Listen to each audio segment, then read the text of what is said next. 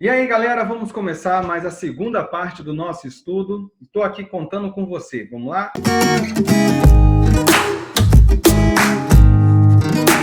Bom, galera, continuando a nossa aula, sobre a formação dos Estados Nacionais e o absolutismo, a gente precisa compreender, primeiramente, o contexto que vai desencadear a formação desses Estados Nacionais na Europa. Nós começamos aqui falando sobre os fatores favoráveis a essa formação. E isso nós vamos buscar lá na crise do século XIV, uma crise que vai assolar o território da Europa e que vai provocar grandes transformações dentro daquele espaço. Tudo começa a partir do momento que nós vamos ter uma grande fome durante os anos de 1315 e 1317. Essa fome ela vai ser provocada pelas mudanças climáticas que vão ocorrer dentro da Europa.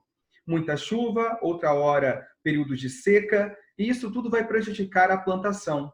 Nós temos que lembrar que quando nós estudamos a Baixa Idade Média, nós temos ali entre a transição do século 9, 10 e 11, algumas transformações nos meios de produção, inovações tecnológicas que vão facilitar e aumentar a produção de alimento naquele contexto.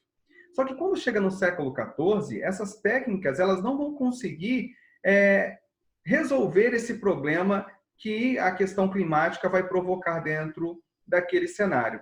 E aí nós vamos ter, com as chuvas que vão ser torrenciais, com a produção que vai começar a cada vez mais se tornar menor, a oferta de produto, de alimento para a população vai também se tornar menor. Então, quanto menor é a oferta de um determinado produto, maior é o seu valor, já que a procura se torna maior dentro desse cenário. E aí o que acontece? A alimentação vai se tornando precária, a população não consegue comprar, nem todo mundo vai ter condições de adquirir alimento, porque o preço está elevado, e, é claro, aqueles que não têm o alimento necessário para se manter vai passar fome. E a fome também vai desencadear aí as mortes dentro do cenário da Europa. Mas não só isso vai provocar crise naquele momento. Nós teremos mais à frente, em 1347, 1350, uma peste que vai ocasionar também um grande número de mortes dentro do território europeu. Essa peste ela é provocada pela pulga de um rato preto. Esse rato ele chega à Europa através dos navios italianos que estão transportando as especiarias do Oriente Médio para a Europa. E ali nos portos, esses ratos eles descem junto com as mercadorias, acabam se alastrando ali, se espalhando pelas cidades que estão se renascendo nesse momento, cidades que não têm saneamento básico, o lixo é jogado na rua, o esgoto corre a céu aberto, não há uma proteção, não há um cuidado com a higiene do espaço, então, portanto, qualquer bactéria ali vai crescer de forma desgovernada. E isso vai provocar a disseminação dessa doença naquele cenário. Então, as péssimas condições de higiene, como eu coloquei aí, a ausência de esgoto, da coleta de lixo, e a pulga desse rato vai começar agora a contaminar a população. Eu coloquei, para a gente poder compreender um pouco melhor o que foi a peste negra, ela é chamada também de peste bubônica. É uma doença que ela é infectocontagiosa e é transmitida aí, como coloquei, por uma bactéria. Essa bactéria, aonde ela se alojar, ela vai crescer, vai se multiplicar, e os sintomas iniciais dessa peste bubônica, que também pode ser uma peste pneumônica, através do espirro da pessoa, vai levar de em torno de 7 a 10 dias para poder aparecer no corpo e provocar sérios sintomas até levar a pessoa à morte. A duração, o tempo de vida de uma pessoa que já era detectada com o vírus da peste era um tempo muito curto e ela vinha a óbito brevemente. Foram em torno de 50 milhões de pessoas que morreram lá na Europa. Isso vai provocar uma grande crise. É um período de medo, é um período de desespero. Nós estamos vivendo aí, infelizmente, esse contexto da pandemia do coronavírus, em que as pessoas temem, têm medo do que pode vir a acontecer pior do que já está acontecendo, a questão de você estar dentro da sua casa, se resguardando, se protegendo. Hoje, mesmo a gente tendo conhecimento de todas as medidas que devemos tomar para se proteger desse vírus, infelizmente nós temos as pessoas sendo contaminadas. Você imagina naquela época do século XIV, onde a ciência não estava avançando como hoje, onde pesquisas científicas só vão acontecer no século XVII, aproximadamente. E quem é que vai trazer as informações para esta população? Quem vai trazer a resposta do porquê de tudo isso está acontecendo? Né? É a igreja. A igreja, que é a detentora do conhecimento, ela vai começar a criar uma justificativa para o porquê dessa peste está se propagando dentro da Europa. E a culpa vai recair sobre as bruxas que estão soltas, sobre os judeus, sobre as prostitutas, os homossexuais, os hereges, ou seja, o pecado que a sociedade está cometendo é o que está acarretando o castigo de Deus. Então, portanto, todos aqueles que creem em Deus devem pedir perdão dos seus pecados, devem obedecer o que a igreja irá determinar, para que não sejam contaminados pela peste. O fato é que a peste ela vai matar.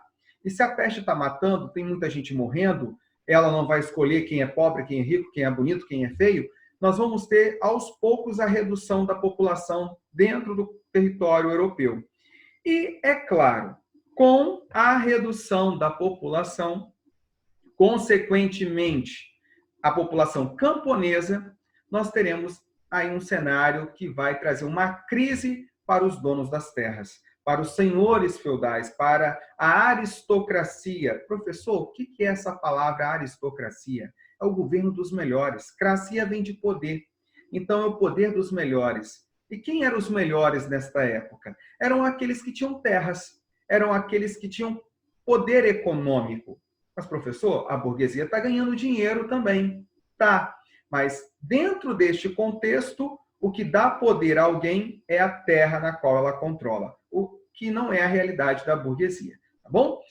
Bom, a peste negra, então, ela vai matar uma grande quantidade de pessoas e esse grupo também faz parte, né, os camponeses.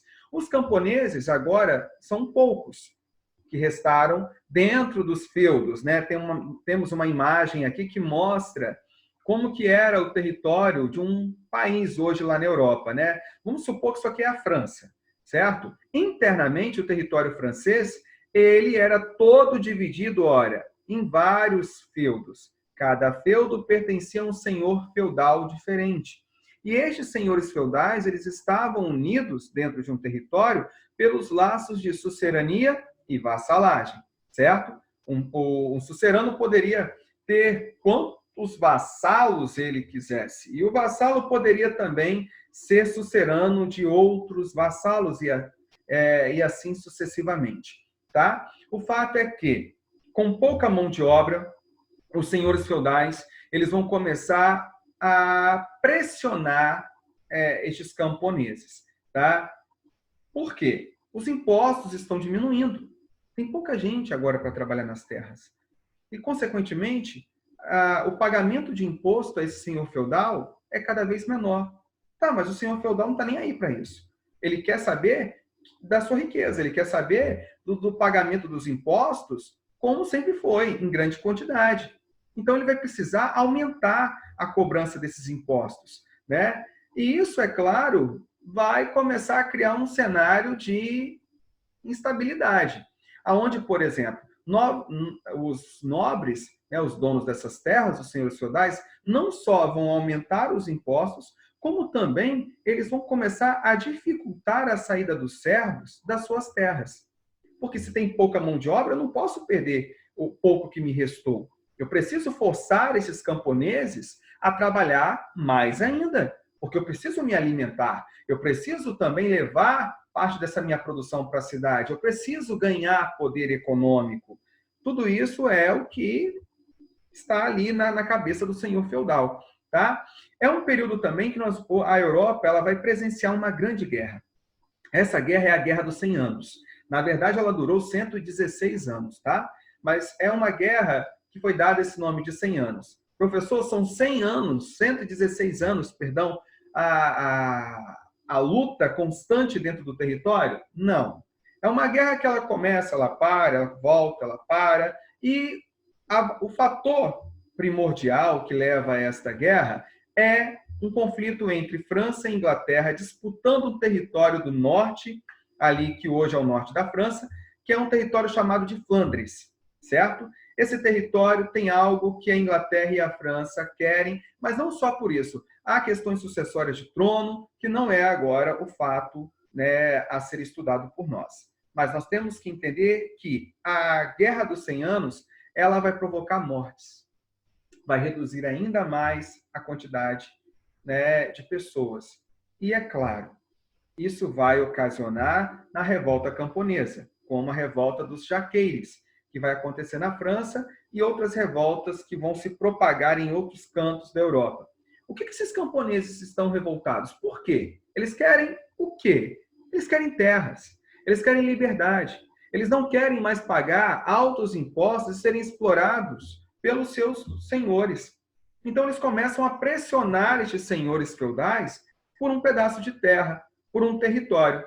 E os senhores feudais, professor? Como que eles vão reagir? É aí que está o grande problema. Os senhores feudais, eles não tomam aquele poder todo que eles tinham antes, lá no início da Idade Média. Aconteceram as cruzadas. Muitos senhores feudais tiveram seu exército reduzido por causa das cruzadas. Veio a peste negra, matou mais um pouco. Vem a Guerra dos 100 Anos, que gera mais consequências. Ou seja, eu tenho uma nobreza aqui que agora está perdida. E está perdida e está com medo de perder as suas terras para estes camponeses que estão revoltados. Está com medo de perder os seus privilégios, o seu poder. Então, eles precisam encontrar alguém que seja forte. É aí, pessoal, que nós vamos ter também um cenário de insatisfação da burguesia. Esse cenário de insatisfação da burguesia é pelo fato de que, veja bem, a burguesia ela começa a perceber que a descentralização do poder, ou seja, esse território dividido em vários feudos, não está legal para ela poder vender os seus produtos, para ela poder comercializar ali as suas mercadorias. Pelo fato de que a cada feudo, né, o burguês tinha que pagar um imposto diferente. E isso faz com que os seus produtos fiquem mais caros. Outro ponto importante, a cada feudo era uma nova moeda, então troca a moeda aqui, troca a moeda ali, às vezes o preço era maior, o preço era menor, isso começava a complicar as atividades comerciais. Outra coisa, não havia segurança nas estradas, o risco de ser assaltado era muito grande, então era algo que deixava os comerciantes um pouco preocupados nesse contexto. E a cada local, o preço dos produtos, como eu já falei, era de um determinado valor. Então, às vezes eles ganhavam muito, às vezes eles ganhavam pouco, dependendo do lugar para onde eles iam, para desenvolver, para praticar a sua atividade comercial. Tá, nós estamos falando dos nobres que estão com medo de perder as suas terras e seus privilégios para os camponeses. Acabei de falar agora de uma burguesia, de comerciantes que estão criticando, que não estão satisfeitos com essa descentralização política, porque cada feudo há uma realidade. Cada território é uma lei, uma moeda, um peso na economia. Tá, então qual a solução para resolver todo esse problema que está aí transitando do século XIV para o século XV e chegando no século XVI? É exatamente encontrar uma maneira de mudar tudo isso. E qual vai ser a alternativa? Fortalecer o poder de alguém. O poder de quem? O poder do rei, certo? Mas aonde está o rei nessa história? Gente, o rei ele sempre existiu durante a Idade Média. A diferença, olha só aqui comigo, nesse slide que eu vou retornar aí para poder explicar. A diferença é que o rei, ele só está controlando o seu território. Os outros territórios são controlados por outros senhores, por outros nobres. Porque ele foi entregando parte dessas terras aos seus nobres guerreiros, aqueles laços de sucerania e vassalagem. Agora, estes nobres não têm condições de controlar mais o seu território e essas revoltas que estão acontecendo. Então, eles vão recorrer a alguém que seja mais forte, alguém que possa, junto com eles, combater tudo isso e resolver esse problema do século XIV, século XV, até o século XVI. Então, a figura do rei vai entrar em cena. Esse rei, então, ele agora vai conseguir ter o apoio desta nobreza, que vai se aproximar deste rei, para conseguir controlar toda esta sociedade. Tá, mas a nobreza, né, os nobres, os senhores feudais, Eles estão recorrendo a uma única pessoa para controlar todo o território ali, com qual interesse? Simples. A nobreza feudal está indo atrás do rei em busca de privilégio, certo? Olha, rei, nós vamos entregar as nossas terras em suas mãos, mas nós queremos que você preserve os nossos privilégios, que você possa manter o nosso status, essa vida boa que nós temos. Nós não queremos perder tudo isso, mas nós estamos confiando a você esse poder do qual você terá condições, a partir do nosso apoio, de combater essas revoltas camponesas e colocar ordem dentro do território. E os reis, é claro, vão ter que dar algo em troca a essa nobreza que está ali apoiando. E o que o rei vai dar em troca? Por exemplo, a nobreza não vai precisar mais pagar impostos. Na verdade, nunca pagou impostos, né? A nobreza não vai pagar impostos para o rei. E sim, vai receber uma pensão desse rei. Vai ser sustentado por este rei. A burguesia que nós falamos. Lembra que eu falei que ela queria que ela criticava a descentralização política? Então, a burguesia agora acredita que, tendo uma única pessoa para controlar todo o território, o imposto será um só. A moeda será uma só. Então, a burguesia passa a apoiar o rei, olha, por meio de doações e de empréstimos. O rei vai dar condições da burguesia aumentar o seu comércio e a sua economia, porque na cabeça do rei ele entende que se ele ajudar a burguesia, ajudar esses comerciantes podem vender cada vez mais, lucrar cada vez mais e, portanto, podem pagar altos impostos para o rei. O rei, então, vai proteger o comércio dessa burguesia, concedendo aí alguns privilégios. Alguns burgueses vão ser convidados a trabalhar no governo do rei, né, a controlar a arrecadação de impostos, já que a burguesia entende muito bem essa questão da economia. O rei também, ele passa a ter o apoio da igreja. A igreja, ela vai ser extremamente importante porque a igreja tem o poder de convencer as pessoas. Então, a igreja agora vai começar a convencer todos que o rei é uma figura divina, é uma figura extremamente importante para controlar o território. Então, cabe a todos respeitar o poder do rei. E o rei foi iluminado por Deus para governar esta sociedade. Cabe a nós, os seus súditos, respeitar e não criticar. Lembra, criticar poderá ser pecado e ninguém quer padecer no inferno, não é mesmo? Os camponeses também passam a ver o rei como protetor e, aos poucos, o rei obteve recursos para montar, então, o seu exército. O rei, ele vai, aos poucos, através dos impostos arrecadados da população, começar a investir naquilo que pode lhe trazer segurança, que é o quê? O seu exército. Quanto maior o exército do rei, maior é o seu poder, certo? Eu coloquei aqui uma imagem que traz claramente tudo isso que vai ser a Europa a partir de agora. Os territórios da Europa, eles vão ser controlados agora pela figura de um monarca, pela figura de um rei, uma única pessoa no poder. Vai acontecer uma centralização do poder. Este rei, ele agora passa a ter o apoio da igreja e também da nobreza feudal. Em troca, o rei vai dar para a igreja e para a nobreza feudal alguns privilégios, como, por exemplo, não pagar impostos, certo? Essa sociedade também é formada pela burguesia. A burguesia, ela dá todo o apoio ao rei, paga impostos para o rei, mas tem privilégio no seu comércio. E a burguesia, ela vai explorar os artesãos. Os artesãos são aqueles que vão produzir a cadeira de madeira que a burguesia vai vender, que vai produzir o tecido que a burguesia vai vender, entre outros produtos. Mas o artesão também terá que pagar impostos ao rei. Nós teremos os camponeses, que vão continuar lá na terra, no campo, no interior, plantando, produzindo alimento para mandar para a cidade. Estes camponeses, eles vão respeitar o poder da nobreza, que é o que está controlando aquele território, mas terão que pagar impostos e obedecer ao poder do rei, que é o poder maior, supremo, absoluto. Tudo bem? Então, entenda que essa sociedade ela é uma sociedade também dividida por classes. Quem está na base, perdão, quem está no topo da pirâmide tem privilégios. Quem está lá embaixo não tem privilégios, não tem direitos, tá bom? Então, nós vamos ter, portanto, esta realidade.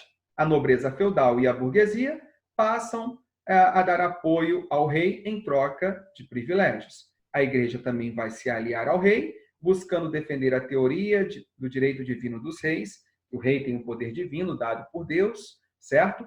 A manutenção da riqueza por meio do acúmulo de ouro e prata. Então, os reis vão buscar acumular cada vez mais ouro e prata, porque quanto mais ouro e prata, maior é o poder desse rei.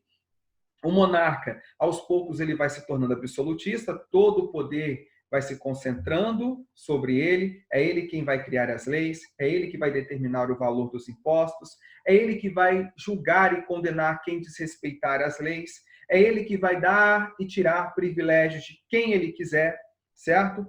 E esse rei, ele se torna, então, esse poder absoluto. E é claro, ele vai controlar um determinado território, tendo como proteção o uso do exército, o uso deste grupo de militares para proteger todo o seu reinado. Quanto maior o exército, maior o poder de um rei. Tá bom?